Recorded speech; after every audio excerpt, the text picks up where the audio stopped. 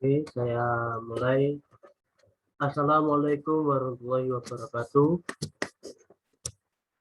Yang kami hormati narasumber webinar kewirausahaan Kak Sofa Musafaah dan yang kami sayangi serta kami banggakan seluruh peserta webinar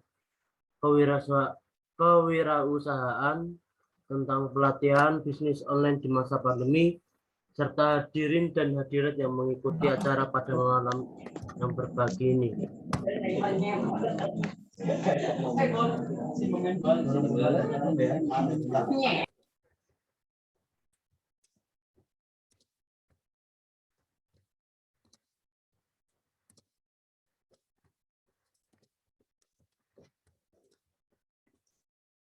Perkenalkan, nama saya Pak Isarul Salsabila selaku moderator.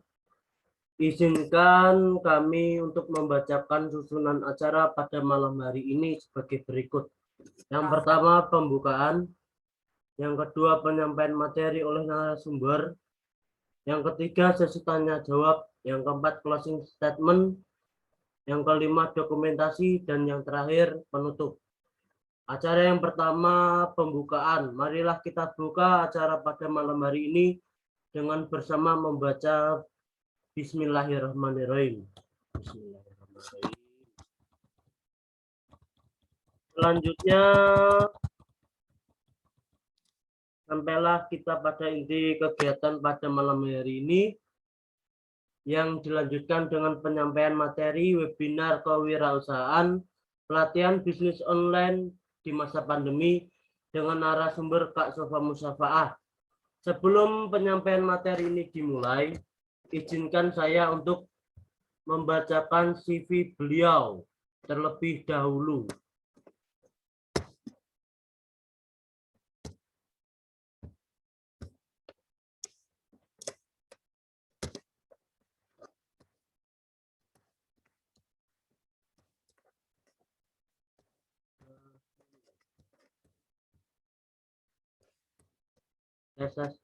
Halo, bisa? Dahulu. Nama Sofa Musafaah. Data diri, tempat tanggal lahir Kendal 25 Juni 1998. Alamat di Desa Sarirejo, RT 1 RW 7, Kecamatan Kaliwungu, Kabupaten Kendal, Jawa Tengah. Riwayat pendidikan. Yang pertama, SMP Negeri 2 Kendal. Yang kedua, Pondok Modern Darussalam Gontor Putri. Yang ketiga, Universitas Darussalam Gontor. Lalu organisasi dan kepanitiaan. Yang pertama, Bendara Badan Otonomi Nisaiyah Halaqah BEM Pesantren se-Indonesia. Yang kedua, Lajnah Publikasi Media dan Jurnalistik Halaqah BEM Pesantren se-Indonesia. Yang ketiga, Ketua PSDM Eksternal Dewan Mahasiswa UNIDA. Yang keempat, Bagian Public Relation and Networking Himpunan Mahasiswa Manajemen UNIDA. Yang kelima, Ketua UKM Lembaga Dakwah Kampus UNIDA. Yang terakhir, Ketua Pelaksana Short Movie Kompetisi Mahasiswa se-Indonesia. Halaqah BEM Pesantren se-Indonesia. Prestasi dan pengalaman. Yang pertama, sebagai presenter Business Plan Program Digital Innovation and the Future of Digital Entrepreneurship UCEO Singapura Malaysia pada tahun 2018. Yang kedua, Best Delegation Youth Connect on Entrepreneurship Singapura Malaysia tahun 2018. Yang terakhir sebagai Mawapres UNIDA. Tidak usah saya berlama-lama, mari kita dengarkan secara saksama penyampaian materi pelatihan bisnis online di masa pandemi oleh Kak Sofa Musafaah. Waktu dan tempat saya persilakan. Terima kasih. Oke, cek suara dulu ya. Udah masuk belum, Mas? Oke, udah masuk, Kak. Coba screen ini ya. Share screen ya. Ya, Kak.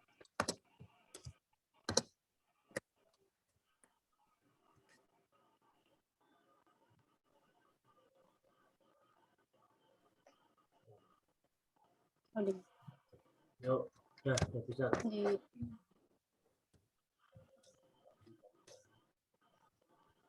Kalau aku gini, next ya. Oke, udah masuk ya Mas ya? Oke, sudah Kak. Oke, saya mulai. Assalamualaikum warahmatullahi wabarakatuh. Waalaikumsalam warahmatullahi wabarakatuh. Rabbi shrahli sadri wa yassir li amri wahlul 'uqdatam min lisani yafqahu qawli. Alhamdulillahirabbil alamin wa bihi nasta'in wa ala umuri dunya waddin. Wassalatu wassalamu ala asrofil anbiya'i wal mursalin wa ala alihi wa sahbihi ajma'in. Baik, terima kasih kepada teman-teman KKN UIN Mali Songo Semarang atas kesempatan dan waktunya. Langsung saja saya ingin memaparkan mengenai pelatihan bisnis online di masa pandemi. Berbicara mengenai masa pandemi mempunyai pengaruh yang sangat signifikan di berbagai tatanan kehidupan manusia saat ini. Pelanggaran dan pembatasan sosial dijadikan slogan seperti stay at home sebagai peringatan bersama bahwa wabah ini mempunyai perkembangan penyebaran yang sangat masif. Dampak tersebut mempunyai berbagai sektor seperti sosial, politik, maupun ekonomi. Tak terkecuali dampak untuk pelaku usaha skala besar maupun skala kecil seperti UMKM. Namun, pelaku usaha harus belajar dengan kondisi seperti dan mengatur alih strategi geliat UMKM sebagai komoditi pembangunan perekonomian. Bisnis online juga sangat banyak diambil sebagai salah satu langkah atau strategi alternatif bagi pelaku usaha di masa pandemi. Di samping perkembangan pesat dunia internet yang membuka peluang besar dalam berbisnis, cara memulai bisnis online juga bisa dipelajari kapan saja dan di mana saja. Oke, next. Oke, goals dari pelatihan pada malam hari ini, yaitu yang pertama mengenai kiat-kiat bisnis online untuk pemula. Kemudian yang kedua mengenai mengetahui bisnis yang cocok di masa pandemi, dan yang ketiga cara menarik pelanggan terhadap produk yang dijual.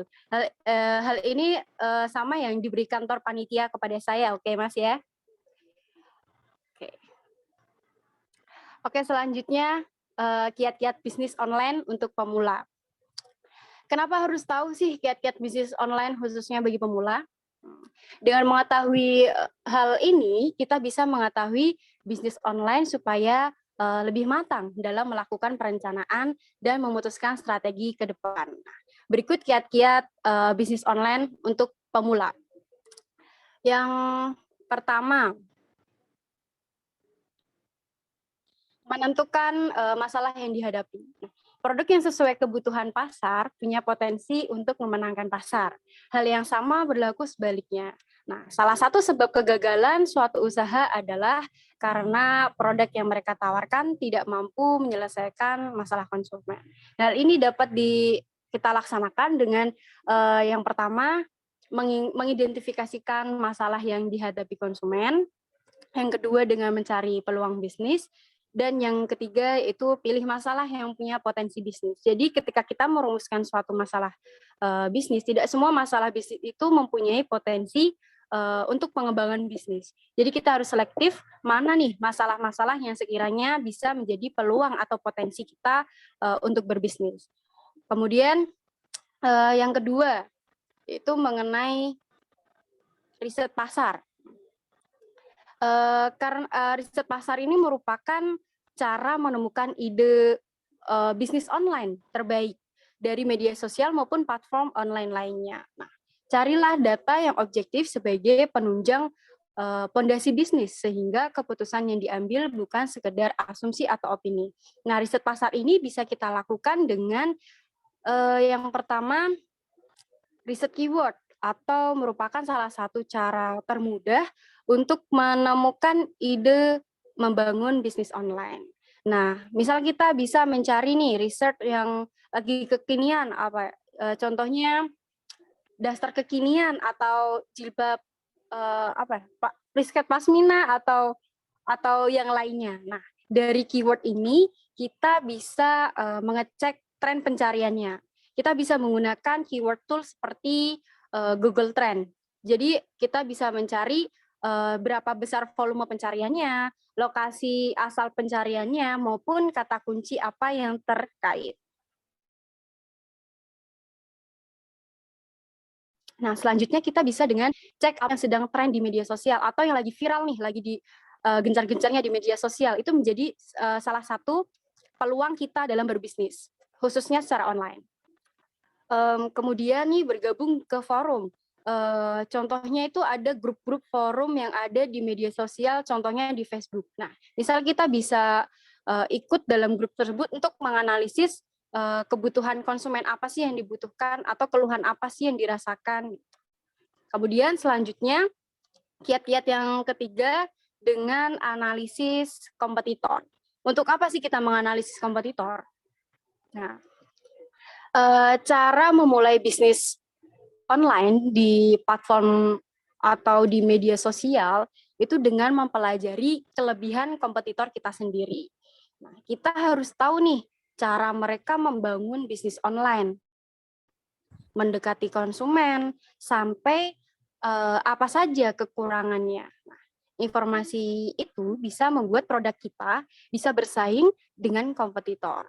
Nah, selanjutnya, kita bisa menganalisis persaingan dengan kompetitor dengan mengelompokkan kompetitor misalnya. Secara umum kompetitor itu kan ada 3, kompetitor utama, kemudian kompetitor sekunder maupun kompetitor tersier. Nah, kompetitor utama tuh mereka yang memiliki target pasar sama dengan bisnis kita atau bisnis yang mempunyai produk mirip dengan kita. Itu adalah kompetitor utama. Kemudian yang kedua, kompetitor sekunder itu merupakan mereka yang memiliki produk yang sama dengan kita, namun mentarget pasarnya berbeda. Sementara kompetitor kita atau pesaing kita itu bisnisnya hotel bintang 5 misalkan.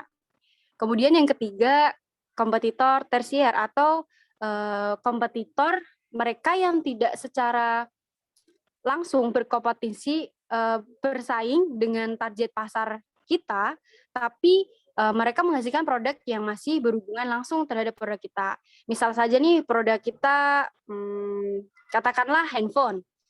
Jadi pesaing kita adalah casing handphonenya atau aksesoris handphone dan lain sebagainya. Kemudian fungsi dari mengelompokkan kompetitor tadi agar supaya kita lebih fokus. Cara untuk memulai bisnis online kita dan untuk memenangkan persaingan dengan bisnis-bisnis online di kategori kompetitor utama. Kemudian yang kedua dengan mengunjungi toko online atau media sosial kompetitor. Karena kita bahasnya lebih spesifik ke bisnis online, maka yang kita kunjungi adalah toko-toko online atau media sosial atau platform-platform yang digunakan oleh kompetitor. Misalnya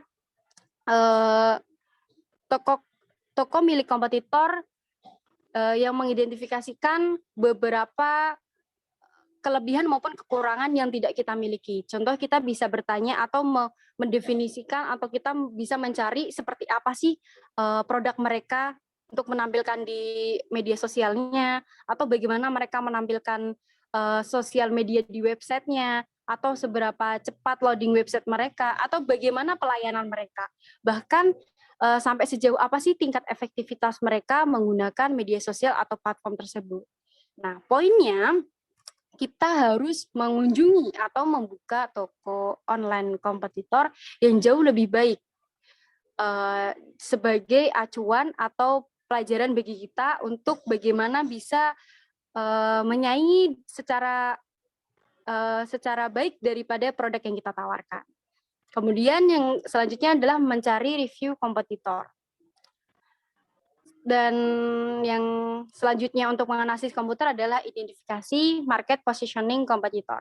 Nah, cara memulai bisnis online ini yang untuk mengidentifikasikan market positioning ini merupakan salah satu langkah yang efektif dengan adanya market positioning kompetitor, kita bisa nih mengarahkan produk kita akan diterima oleh konsumen itu yang seperti apa sih? Gitu. Contohnya saja ada mobil nih, mobil Toyota atau dengan Lamborghini. Tentunya mereka mempunyai market positioning kompetitor yang berbeda. Misalkan mobil Lamborghini ini memposisikan spesifik produknya itu sebagai simbol kemewahan. Sementara Toyota bisa memposisikan produknya itu dengan mobilnya sebagai mobil keluarga dengan harga terjangkau. Kemudian yang harus diketahui juga di analisis kompetitor adalah dengan membandingkan harga kompetitor. Kenapa sih kita harus membandingkan harga kompetitor? Karena usaha online atau bisnis offline sekalipun yang terlaris biasanya memiliki harga yang kompetitif. Nah, konsumen masih menganggap bahwa sebagai salah satu faktor utama ketika membeli sebuah produk, kita harus bisa membandingkan antara harga produk satu maupun produk lainnya. Jadi kita bisa membandingkan harga produk kita dengan kompetitor kita dan menghitung nih rata-rata harga produk di pasaran itu berapa dan seberapa besar angka konsumen rela untuk membeli produk itu. Tentunya kita juga harus mempertimbangkan HPP. Apa itu HPP? Yaitu harga pokok penjualan.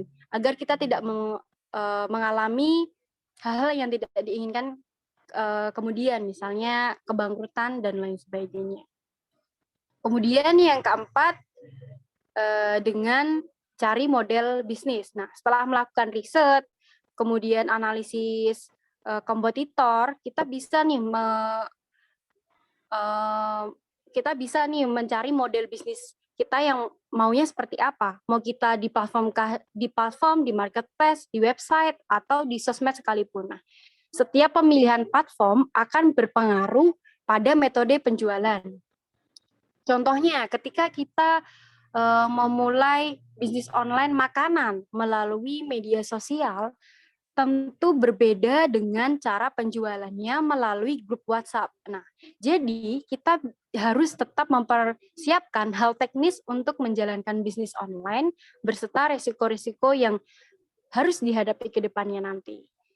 Kemudian yang kelima, yaitu tentukan target pasar. Yaitu menentukan pasar dan memperjelas tujuan produk yang hendak kita tawarkan dan jual. Nah, target pasar merupakan sekelompok orang dengan karakteristik yang sama dan kemungkinan membeli produk yang kita tawarkan. Jadi setiap usaha online atau bisnis online teralis itu memiliki pasarnya atau target pasarnya masing-masing dan tentunya berbeda-beda. Nah, kita bisa menggunakannya dengan menganalisis nih atau mengelompokkan target pasar berdasarkan demografi maupun psikografi atau singkatnya dari umur lah, lokasi atau pendapatannya, dari pekerjaannya maupun hobi dan ketertarikan dan lain sebagainya.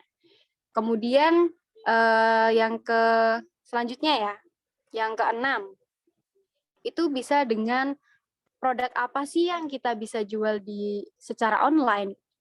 Karena memulai bisnis online di Instagram atau di platform manapun lah, dengan menentukan produk yang akan kita jual, bila sudah mengamati data dari riset pasar, analisis kompetitor, kemudian target pasar, tentu kita sudah punya bayangan produk yang akan kita jual. Nah, kita harus memastikan bahwa produk yang dijual sesuai dengan kebutuhan target pasar. Nah, produk atau jasa yang kita pilih harus mempunyai unique selling point atau kita mempunyai penjualan yang memiliki poin keunikan tersendiri atau keunikan produk atau produk yang berbeda dengan kompetitor lainnya agar kita bisa bersaing di pasar nanti. Oke, selanjutnya pasarkan produk sesuai dengan strategi yang tepat. Nah, memasarkan bisnis online itu menjadi waktu yang tepat untuk menguji kehandalan kita dalam berbisnis. Kenapa? Karena kita perlu punya strategi yang tepat untuk bisa memasarkan bisnis online secara tepat sasaran dengan pesan marketing yang sesuai. Nah, strategi pemasaran bisnis online ini bisa kita coba dengan misalnya memanfaatkan Google Businessku atau Google My Business.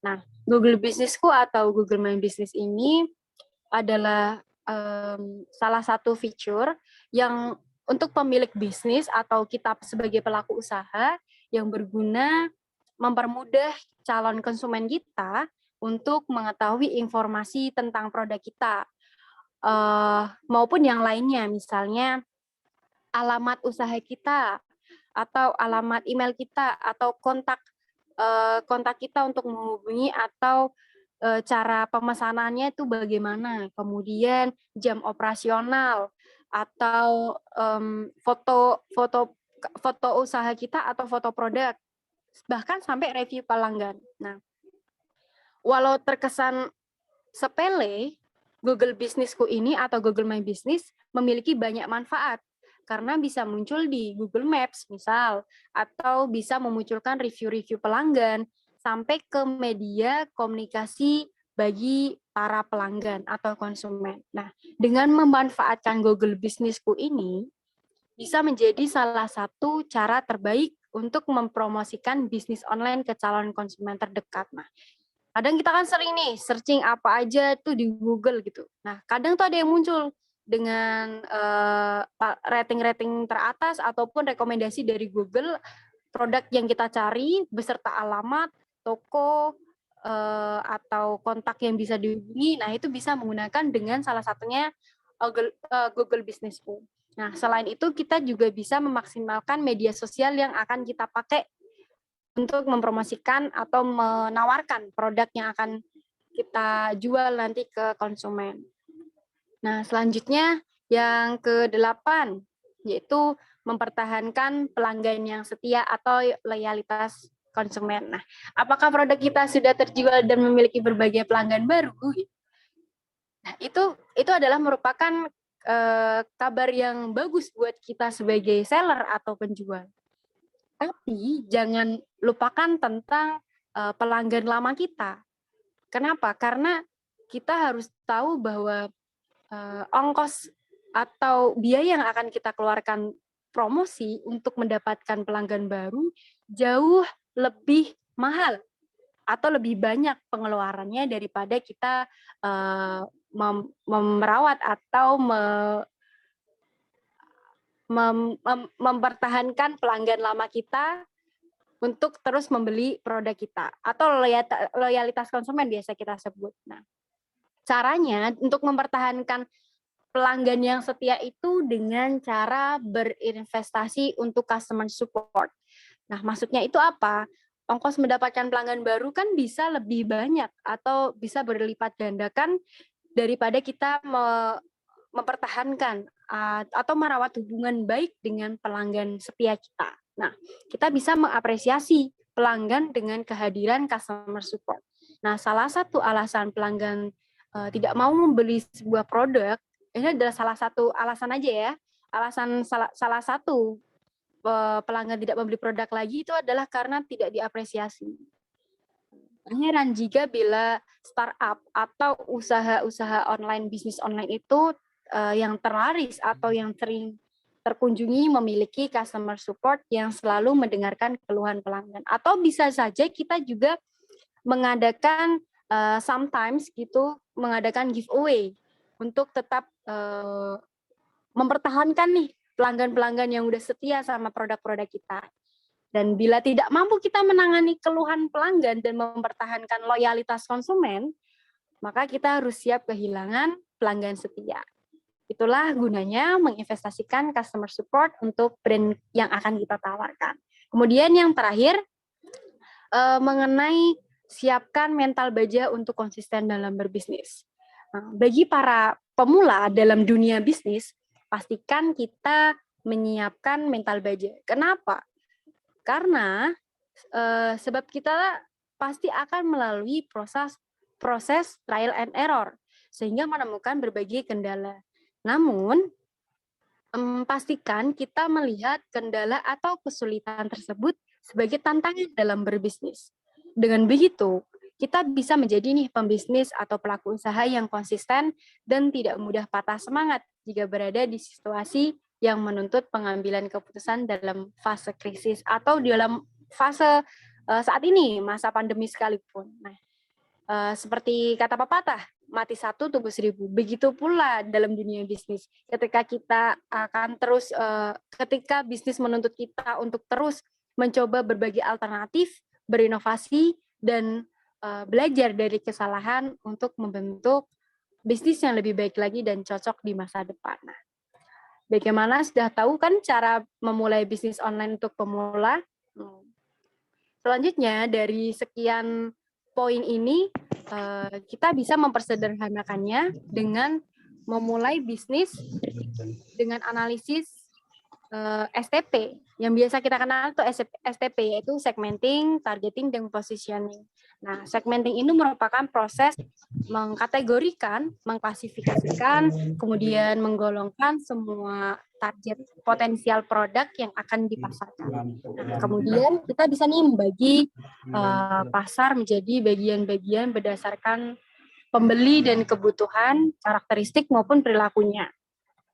Kemudian mengenai yang kedua adalah targeting. Setelah kita mengidentifikasikan peluang segmentasi pasar dalam analisis segmenting, targeting, positioning, langkah selanjutnya adalah mengevaluasi berbagai segmen tersebut untuk memutuskan segmen mana nih yang akan kita menjadikan target pasar atau target market gitu. Dalam mengevaluasi segmen pasar yang berbeda, tentu kita harus melihat beberapa faktor, yaitu tujuan, kemudian daya tarik konsumen atau daya tarik pasar secara keseluruhan, dan research daripada usaha kita sendiri. Terus yang singkatnya, perbedaan antara segmenting dan targeting adalah segmenting itu merupakan proses untuk mengidentifikasi pasar berdasarkan kategori tertentu. Kemudian sedangkan targeting adalah suatu keputusan atau tindakan untuk memilih kelas atau bagian dari segmentasi yang telah diidentifikasikan. Jadi targeting itu lebih merucut lagi daripada segmenting. Oke, kemudian yang terakhir itu adalah positioning. Positioning ini merupakan suatu proses untuk mengembangkan strategi pemasaran yang bertujuan untuk bagaimana sih kita bisa mempengaruhi sebuah segmen pasar tertentu, memandang sebuah produk yang akan kita tawarkan dibandingkan dengan produk-produk dari para pesaing kita. Nah, penentuan posisi pasar menunjukkan bagaimana suatu produk kita ini bisa dibedakan dari produk-produk kompetitor atau pesaing kita. Nah, dari positioning ini kita bisa membedakan nih positioning berdasarkan perbedaan produk kita maupun dari kualitas kita, dari pesaing kita, ataupun dari hal-hal lain atau sesuai dengan penggunaan dan lain sebagainya. Nah, sebenarnya penerapan analisis STP atau segmenting, targeting, positioning ini dalam dunia bisnis online tidak jauh signifikan perbedaannya dengan bisnis offline. Hanya saja di bisnis online itu kita biasanya memiliki strategi STP yang lebih kompleks dan lebih dinamis sehingga efektivitas strategi dapat kita kontrol. Nah, pada penerapannya implementasi dari strategi pemasaran STP tersebut sebenarnya cukup sederhana karena hal ini itu menyangkut mengenai pada perencanaan, tindakan, kemudian pengaplikasian pemasaran dari produk yang akan kita pasarkan dengan terlebih dahulu menganalisis keadaan umum usaha-usaha usaha kita baik secara internal maupun eksternalnya. Nah, dengan menyusun berbagai strategi ini diharapkan kemudian kita akan mengalami kesuksesan. Atau kesuksesan itu akan mudah kita raih. Oke, selanjutnya mengenai pengetahuan bisnis yang cocok di masa pandemi.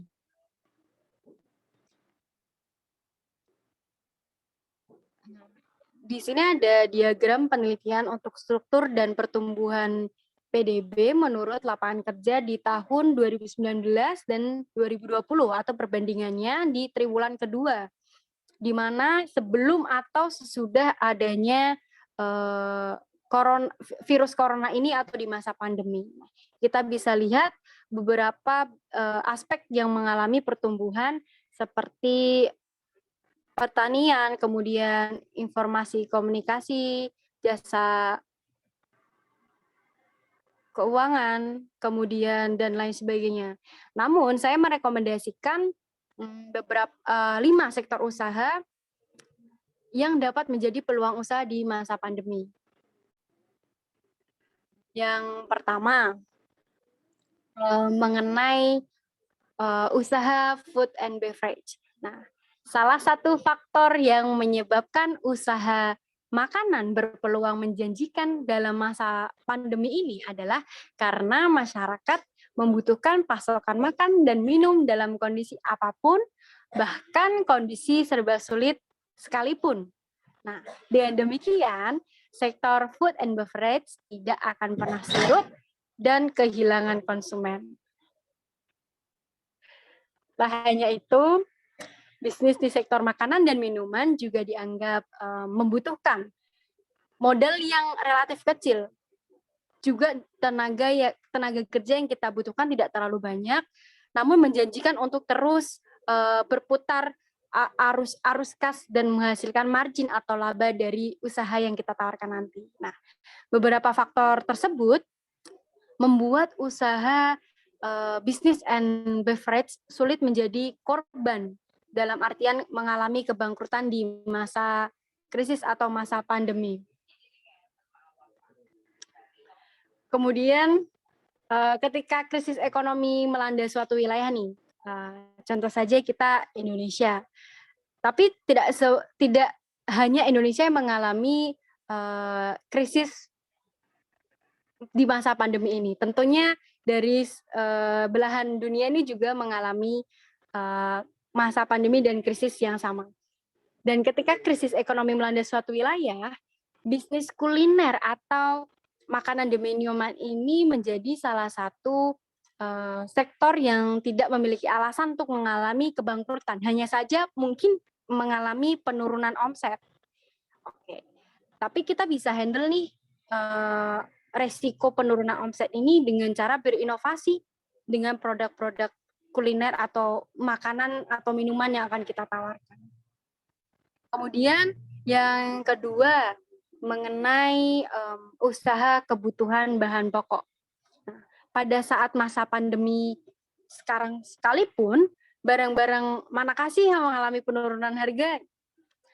Nah, serupa dengan usaha food and beverage, bahan pangan pokok merupakan salah satu kebutuhan primer masyarakat yang sulit untuk diabaikan dalam kondisi apapun, termasuk kondisi masa pandemi ini.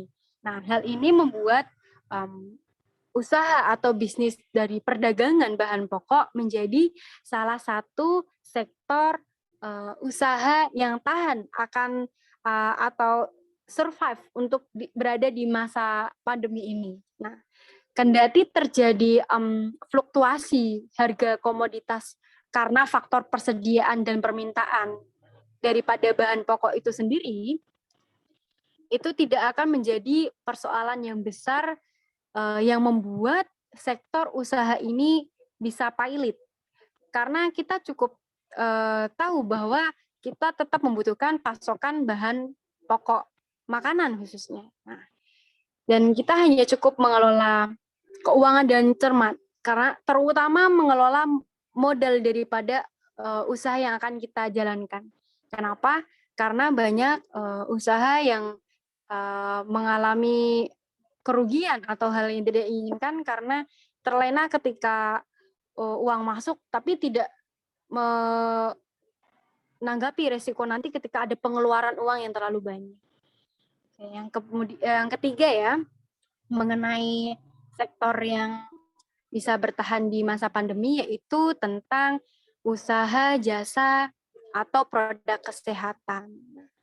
Baik pada masa normal maupun pada masa pandemi ini, masyarakat tetap membutuhkan jasa layanan kesehatan dan produk kesehatan sebagai salah satu kebutuhan yang krusial untuk tetap bertahan hidup. Nah, ketika para tenaga medis itu menjadi garda terdepan, tentunya masyarakat juga membutuhkan jasa atau produk-produk kesehatan yang bisa membentengi mereka atau meminimalisir terkenanya dampak virus atau wabah yang sekarang ini kita alami. Kebutuhan menjaga dan memulihkan kesehatan juga tidak akan hilang karena momentum apapun, entah adanya masa pandemi ini atau tidak, tetap jasa atau produk kesehatan ini sangat dibutuhkan di masyarakat. Nah, sehingga kita bisa nih menjadikan peluang usaha sekaligus membantu masyarakat memenuhi kebutuhan atas kesehatannya khususnya di masa pandemi ini. Selanjutnya, yang keempat adalah usaha jasa pendidikan dan pelatihan. Karena momentum pada masa pandemi ini, baik dari sektor ekonomi maupun politik, sosial, maupun kesehatan juga tidak akan menghentikan laju perkembangan sektor jasa pendidikan dan pelatihan di berbagai belahan bumi manapun. Nah, pasalnya, kebutuhan untuk belajar sesuatu hal yang baru tak akan pernah surut di tengah-tengah masyarakat, meski dalam kondisi krisis sekalipun atau dalam keadaan normal sekalipun. Nah, dalam masa krisis ini merupakan sebuah momentum yang tepat karena sebagian orang mengevaluasi diri dan menganggap dirinya membutuhkan lebih banyak nih pengetahuan untuk terus mengembangkan diri. Dan hal ini yang membuat usaha di industri pendidikan dan pelatihan atau workshop atau dan sejenisnya lebih mampu bertahan saat perekonomian dalam kondisi yang buruk. Kemudian sektor yang terakhir atau yang kelima adalah mengenai bisnis digital. Tentu tidak awam ya kita dengan bisnis digital gitu, atau yang biasa kita kenal dengan bisnis IT gitu.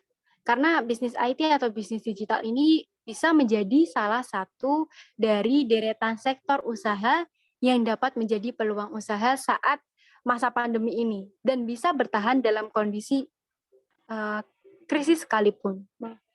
Tidak dapat dipungkiri bahwa perkembangan teknologi membawa pencerahan bagi masyarakat dan mampu mendukung sehingga mengembangkan sektor-sektor bisnis lainnya. Dalam prosesnya, bisnis digital juga menjadi solusi sebagian besar masyarakat untuk keluar dari persoalan apapun tentang dunia bisnis, bahkan dapat mendorong masyarakat untuk keluar di masa pandemi. Kemudian nih, misalnya teknologi digital yang berupa aplikasi video conference misalnya, karena dengan bisnis digital berupa produk aplikasi video conference, kita bisa membantu para karyawan untuk tetap bertatap muka jarak jauh dan menyelesaikan persoalan usaha ketika masa krisis atau masa pandemi dan lain sebagainya. Nah, kemudian ini ada diagram belum muncul ya. Ada diagram mengenai seberapa banyak atau seberapa sering most aktif lah bisa dikatakan media-media yang sering digunakan khususnya di negara Indonesia kita sendiri. Itu yang pertama ada YouTube, kemudian ada WhatsApp dan lain sebagainya. Ini adalah penelitian di tahun 2020. Kemudian saya menemukan sebuah penelitian di tahun 2021, salah satunya adalah platform yang viral saat ini, yaitu TikTok. Namun mohon maaf saya tidak mencantumkan di PPT ini. Nah, salah satunya adalah platform atau media TikTok itu bisa menjadi salah satu platform untuk menawarkan produk kita ke digital marketing. Namun TikTok di penelitian tersebut masih nomor 4 dari bawah. Yang pertama adalah YouTube, kemudian WhatsApp, Facebook, dan Instagram. Nah, kalau misal YouTube, kalau YouTube itu untuk skala UMKM itu jarang untuk menawarkan produknya di platform tersebut. Kebanyakan UMKM atau bisnis pemula itu memulai usahanya dari WhatsApp ataupun media sosial seperti Facebook ataupun Instagram. Oke, selanjutnya mengenai cara menarik pelanggan terhadap produk yang kita jual. Ini adalah tujuan yang terakhir daripada webinar kita pada malam hari ini, yaitu yang pertama dengan percaya diri. Kenapa sih kita harus percaya diri? Karena sebelum kita melakukan trik menawarkan produk, kita harus memastikan nih terlebih dahulu bahwa kita telah memiliki rasa percaya diri yang besar. Nah, dengan rasa percaya diri, kita akan mampu menawarkan produk dengan tenang dan jelas, sehingga calon konsumen dapat memahami dan mempercayai apa yang kita katakan atau yang kita akan tawarkan ke depannya. Untuk memaksimalkan tips ini, dengan percaya diri, cobalah kita untuk menggunakan produk yang kita tawarkan terlebih dahulu, sehingga memiliki pengalaman pribadi atau pengetahuan yang cukup tentang produk kita sendiri. Gitu. Kemudian, cara yang kedua yaitu dengan tunjukkan keunggulan produk. Nah, agar produk mudah diterima calon pelanggan, kita harus menjelaskan keunggulan produk ketika menawarkannya. Tunjukkan nih detail-detail keunggulan produk tersebut dengan benar dan natural gitu. Biasanya seorang calon konsumen atau calon pembeli kita curiga jika kita menawarkan sebuah produk dengan penjelasan yang terlalu berlebihan atau dengan nada provokatif misalnya. Pokoknya harus beli ini tuh ini gitu.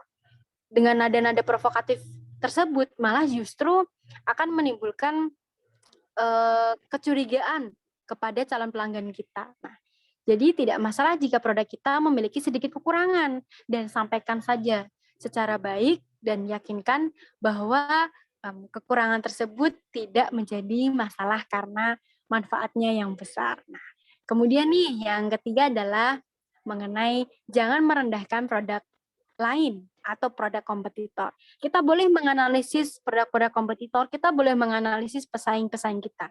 Tapi jangan sampai kita merendahkan produk lain atau produk dari pesaing kita. Karena dalam berbisnis, pastinya kita memiliki kompetitor yang memiliki produk yang serupa atau mirip dengan produk yang kita tawarkan. Dan ketika kita menawarkan produk yang kita jual nih, yang kita tawarkan, jangan sampai merendahkan produk lain. Kenapa? Karena meskipun pada kenyataan produk tersebut memiliki kualitas yang masih di bawah produk kita, tapi jangan pernah sampai kita menyinggungnya. Karena hal ini dilakukan untuk menjaga hubungan usaha kita ke semua pihak, termasuk pelanggan dan klien bisnis kita. Nah, di samping itu, perilaku merendahkan produk lain juga akan dinilai oleh masyarakat yang berperan sebagai calon pembeli khususnya, sebagai calon customer kita, banyak membeli pada yang kemudian membeli pada banyak membeli pada akhirnya tidak terlalu yakin dengan keunggulan produk. Justru mereka malah curiga dan ragu-ragu karena kita sendiri terlalu merendahkan produk kompetitor kita, sehingga terkesan kurang objektif. Oke. Kemudian cara yang keempat yaitu memberikan pelayanan terbaik. Pelayanan terhadap konsumen menjadi salah satu kunci dalam menawarkan produk baru. Nah, kita harus nih berikan pelayanan terbaik kita bagi semua konsumen. baik konsumen lama maupun konsumen baru kita. Layanilah setiap konsumen dengan sopan, sepenuh hati, dan penuh keikhlasan.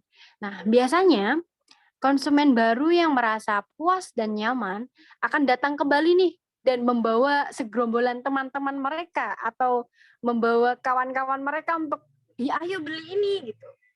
Atau bisa malah membeli secara bersama-sama dengan meminimalisir ongkos kirim misalnya. Jadi berlakukanlah adil pada semua konsumen dan layanilah dengan tenang, baik konsumen lama maupun konsumen baru. Nah, jika tips nawarkan produk telah berhasil kita jalankan nih dan mendatangkan angka penjualan yang tinggi, jangan lupa kita untuk memulai pengelolaan keuangan yang baik. Biasakan untuk mencatat pemasukan dan pengeluaran secara rutin dan menganalisa catatan keuangan tersebut untuk mengetahui langkah bisnis yang tepat atau strategi yang akan kita ambil ke depannya. Kemudian ada sedikit tips nih untuk menjalankan bisnis khususnya di masa pandemi. Karena memang tidak mudah menjalankan usaha atau bisnis di masa pandemi. Tapi kita sebaiknya berusaha untuk mencari peluang bisnis saat masa pandemi dan kita tetap bisa bertahan di masa itu. Nah, berikut nih ada beberapa tips yang dapat membantu bisnis kita agar bisa tahan di masa pandemi. Itu yang pertama dengan mencoba untuk beradaptasi. Tidak hanya masyarakat yang perlu beradaptasi dengan kebiasaan yang diterapkan di masa pandemi ini. Usaha sekalipun atau bisnis sekalipun juga harus melakukan adaptasi terhadap kondisi yang dihadapi di masa pandemi maupun perubahan perilaku masyarakat. Kemudian nih, yang kedua, yaitu dengan go digital. Dengan memanfaatkan teknologi ataupun dengan internet untuk mencari peluang bisnis yang bisa kita jalankan secara online. Baik ada banyak platform yang bisa kita gunakan untuk bisa berjualan online atau hanya sekedar melakukan promosi secara online agar usaha kita tetap bertahan di masa pandemi. Nah, berikut nih ada kelebihan tentang usaha yang sudah go digital dengan pemanfaatan digital marketing. Yaitu yang pertama dengan kecepatan penyebaran, yaitu dengan kita bisa lebih mudah untuk menginformasikan, memasarkan, menawarkan produk kita secara lebih cepat penyebarannya. Kemudian yang kedua yaitu kemudahan evaluasi. Kita bisa mengevaluasi nih penjualan kita, mengevaluasi produk kita, mengevaluasi kompetitor, dan lain sebagainya. Itu akan menjadi kemudahan bagi kita untuk mengevaluasi apabila kita sudah melakukan digital marketing. Kemudian yang ketiga, jangkauan lebih luas. Yang dimaksud kita tidak hanya sekali mempromosikan atau menawarkan produk kita hanya ada pada satu wilayah tertentu. Dengan digital marketing kita bisa lebih melebarkan sayap atau bisa jangkauan promosi kita bisa lebih luas daripada kita menawarkan secara face to face. Kemudian yang keempat adalah murah dan efektif karena dengan digital marketing kita bisa menghemat nih budget yang akan kita keluar. Misalnya ketika kita buka toko secara offline, kita bisa mengeluarkan budget yaitu berupa biaya sewa misalnya, biaya sewa tempat, biaya sewa gudang, ataupun biaya beban listrik dan air. Nah, untuk biaya khususnya toko itu sendiri, toko secara offline. Dengan adanya digital marketing dan kita sudah go digital terhadap usaha kita, maka kita bisa mempermudah, kemudian menghemat dan juga lebih efektif tentunya. Kemudian nih yang terakhir, yaitu dengan jangan takut mencoba hal yang baru. Kenapa? Karena memang tidaklah mudah untuk keluar dari zona nyaman. Tetapi di situasi seperti sekarang ini, masa pandemi khususnya, kita dituntut untuk mencari ide baru atau berinovasi, melakukan terobosan yang mungkin tidak biasa atau tidak pernah kita lakukan. Nah, kita harus berani berinovasi dengan hal-hal yang baru dan jangan pernah takut untuk mencoba hal yang baru. Dan intinya, keberhasilan akan tercapai jika kita memiliki energi dan kepercayaan diri atas kemampuan yang dimiliki untuk melewati masa pandemi ini. Sebab pada dasarnya setiap pelaku usaha harus siap bersemangat untuk memenangkan usaha kita dalam kondisi dan masa apapun. Oke, kemudian cukup sekian close statement dari saya, yaitu mulai aja dulu. Kita mulai aja dulu untuk mencoba, kita mulai aja dulu untuk berusaha berbisnis, dan kita mulai aja dulu apa yang akan kita lakukan. Kemudian kita bisa mengevaluasi ke depannya. Karena never try, never know. Kita tidak akan pernah tahu kalau kita tidak akan pernah mencoba. Oke, mungkin cukup sekian. Saya kembalikan kepada moderator. Terima kasih atas waktu dan perhatiannya. Akhir kata, Assalamualaikum warahmatullahi wabarakatuh.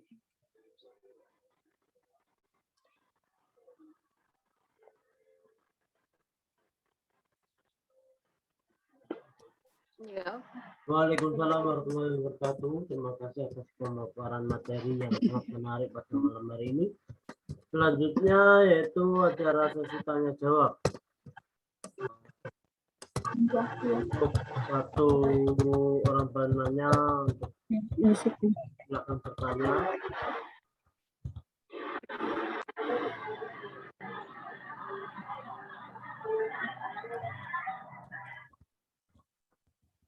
Oke teman-teman, ada yang mau bertanya?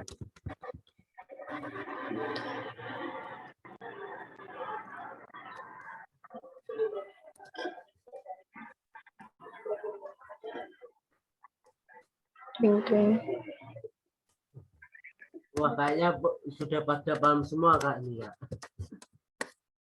Bisnis online. Oh iya, alhamdulillah kalau udah paham semuanya.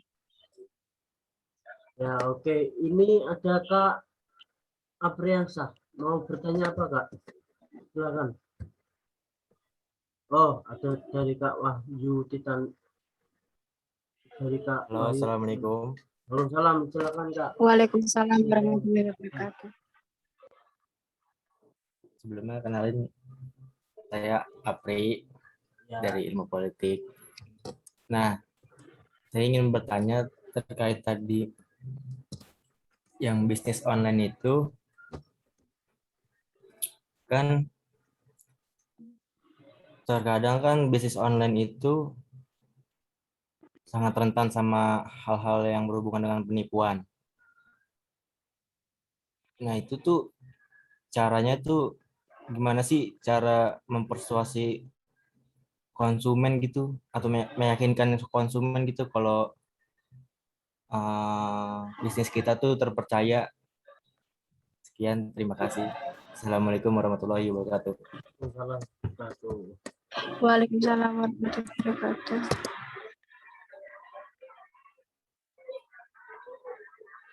Ada lagi mau disambung atau disimpan dulu, Mas? Disambung dari Wahyu Titana. Tips berbisnis bagi pemula apa saja Kak? Tips-tipsnya. Tips Ya udah itu kayaknya. Dua penanya dulu Kak. Oke, silakan Kak dijawab.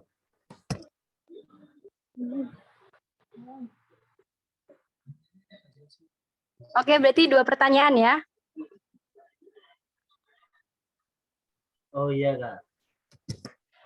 Oke, yang pertama pertanyaannya dari Mas Apri ya. Itu tentang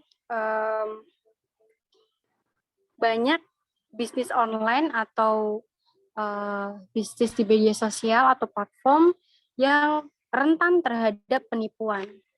Nah, gimana nih agar bisnis kita bisa terpercaya dan dipercaya oleh konsumen, agar ini loh usaha kita tuh bukan penipuan. Kurang lebih seperti itu ya pertanyaannya ya Mas ya?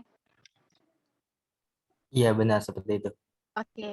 Oke, kita bisa menghindari hal tersebut dengan menggunakan platform atau marketplace yang sudah terpercaya.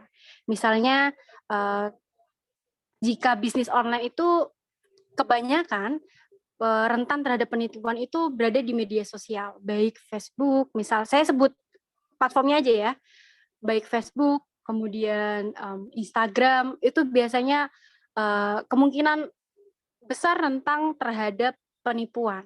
Nah, kita bisa menggunakan atau memanipulasinya dengan cara testimoni dengan konsumen bahwa kita ini benar-benar mempunyai usaha yang dengan penawaran produk sedemikian, dan inilah produk kita yang kita tawarkan, yaitu dengan testimoni dari para konsumen. Atau kita juga bisa mengambil strategi dengan memilih platform atau marketplace yang terpercaya. Misal saya sebut saja di akun marketplace Shopee, misal Bukalapak, kemudian Tokopedia dan lain sebagainya.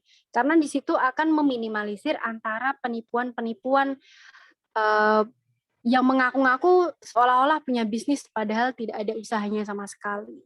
Nah, itu kita bisa meminimalisir dengan meriset platform atau media yang akan kita gunakan.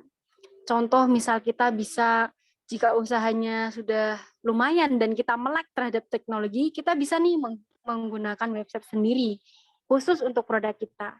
Nah, itu bisa meminimalisir kemungkinan terhadap kecurigaan konsumen terhadap penipuan di usaha kita.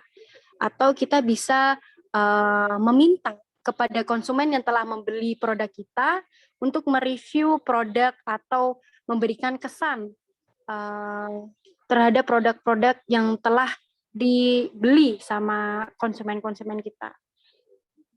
Mungkin salah satunya dengan itu, dengan cara testimoni atau mereview konsumen terhadap produk yang kita tawarkan. Karena ketika banyak ini testimoni atau banyak review-review daripada customer, pelanggan terhadap produk kita, ketika kita ingin membeli nih, kita sebagai konsumen ingin membeli atau memutuskan untuk memborong atau membungkus, bahasanya apa ya, untuk membeli, goals-nya membeli produk itu, kita bisa nih mempertimbangkan dengan review-review pelanggan sebelumnya. Oh, ternyata kayak gini ya. Oh, ternyata warnanya seperti ini, harganya segini. Oh, ternyata dikirim beneran. Oh, ternyata produknya udah nyampe dengan cepat dan lain sebagainya. Berarti ini bukan penipuan. Biasanya bisnis online penipuan itu dia yang semuanya adalah testimoni atau bukan testimoni, yang tidak memiliki review pelanggan secara random atau berbagai akun dari pelanggan di media sosial yang memberikan review. Mungkin salah satunya dengan itu, Mas. Cukup menjawab atau belum menjawab, Mas? Cukup puas Kak, terima kasih ya. Oke. Semoga kita bisa memantapkan para calon customer kita maupun pelanggan kita terhadap produk yang kita tawarkan. Kemudian yang kedua ya, dari pertanyaan Mas Wahyu, mengenai tips berbisnis bagi para pemula. Sebenarnya ini sudah saya paparkan di slide pertama,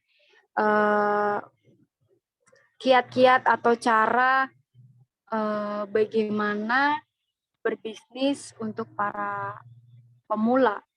Singkatnya, daripada semua itu kita, jika ini menurut pandangan pribadi saya, ketika kita ingin memulai usaha, suatu usaha apapun itu, kita harus mempunyai yang pertama adalah mental yang kuat. Karena semua penjualan apapun itu pasti akan ada review yang positif maupun negatif daripada konsumen-konsumen kita. Nah, kenapa kita harus mempunyai mental itu? Karena teori dalam berbisnis yaitu high risk high return, yaitu resiko yang tinggi itu juga menghasilkan keuntungan yang tinggi. Jadi semakin kita berani untuk mengambil resiko yang tinggi, semakin besar juga keuntungan yang kita ambil. Nah, kalau misalkan kita sudah mempunyai mental yang kuat yang pertama, maka apapun kondisi dan apapun resiko yang nantinya akan kita alami ketika kita berbisnis, kita tidak akan mudah putus asa. Kemudian yang selanjutnya dengan menentukan usaha apa sih yang akan kita ambil dengan berbagai aspek dan faktor-faktor yang sudah kita analisis terlebih dahulu. Dan kemudian kita juga bisa menganalisis target kita nih. Kita sasarannya untuk kalangan apa nih, pemuda atau orang tua atau family atau yang perempuan atau target kita yang hanya pria aja atau anak-anak dan lain sebagainya. Jadi kita bisa tahu peluang-peluang bisnis atau potensi usaha kita terhadap kebutuhan yang dibutuhkan oleh konsumen atau customer. Selebihnya itu, Mas. Kalau lebih lengkapnya lagi tadi sudah saya paparkan di slide pertama ya. Cukup menjawab belum, Mas Wahyu?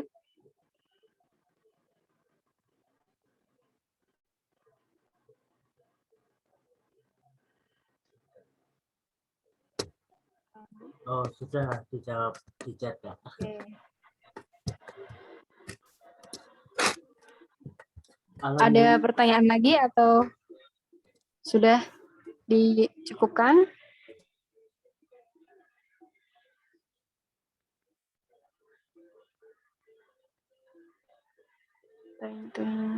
Untuk melihat waktu udah malam nggak? Sudah sebutkan. Oke, oh ya, boleh. Ya. Siap. Oke. Alhamdulillah pertanyaan telah terjawab semua di penghujung acara pada malam hari ini. Acara selanjutnya yaitu dokumentasi. Untuk itu semua peserta diharap menyalakan kameranya. Apakah harus melihat kamera?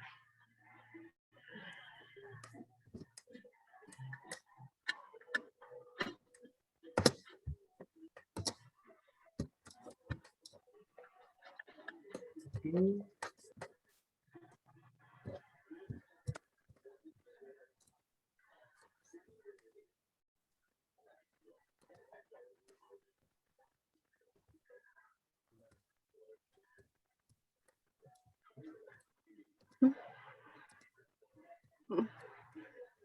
Oke, 1, 2, 3.